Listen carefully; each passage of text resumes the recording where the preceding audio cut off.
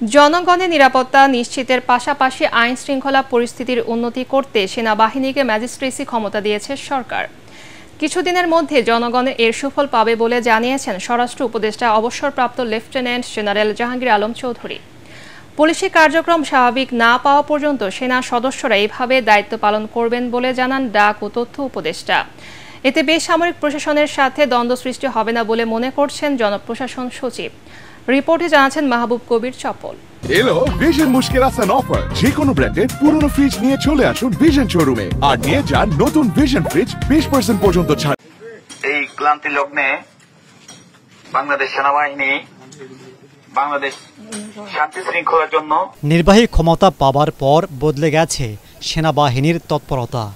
এতদিন শুধু টহল থাকলেও এখন থেকে সন্দেহভাজন যে কাউকে গ্রেফতার ও বেআইনি জমায়েত ছত্রভঙ্গ করতে ব্যবহার করতে পারবে সামরিক অস্ত্র।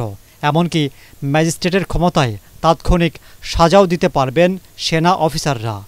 গাজীপুরে আনসার ও গ্রাম প্রতিরক্ষা বাহিনীর কুচকাওয়াজ অনুষ্ঠান শেষে স্বরাষ্ট্র উপদেষ্টা বলেন, জননিরাপত্তার কথা মাথায় রেখেই এই সিদ্ধান্ত নিয়েছে সরকার।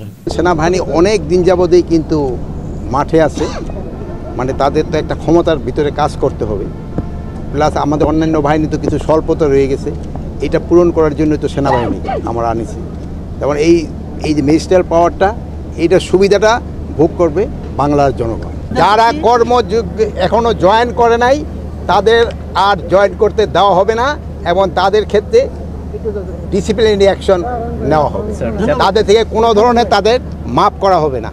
পুলিশের সংস্কার শেষ না হওয়া পর্যন্ত সেনাবাহিনী এভাবেই দায়িত্ব পালন করবে বলে জানান ডাক ও তথ্য উপদেষ্টা নাহিদ ইসলাম। আমরা যেহেতু একটা জরুরি পরিস্থিতিতে আছি, দেশ পুনর্গঠন করা লাগতেছে, সেজন্য আমরা সেনাবাহিনীকে এই ক্ষমতাটি দেওয়া হয়েছে এবং সেটা কেবল 2 মাসের জন্য। এবং আমরা মূলত এই সময়টার মধ্যে আমাদের যে পুলিশ বাহিনীটা আছে সেটাকে সম্পূর্ণভাবে রিফর্ম করে আরও শক্তিশালী করে মানুষের আস্থার জায়গায় নিয়ে এসে তাদেরকে মাঠে ফিরিয়ে নিয়ে আসব।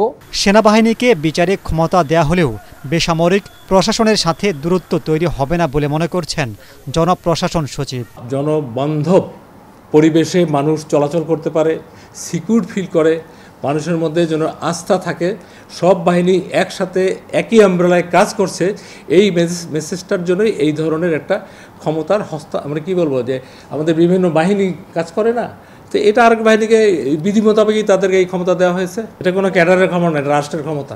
সেনা সদস্যদের সহায়তা করতে মাঠ প্রশাসনকে নির্দেশ দেওয়ার কথাও জানান তিনি।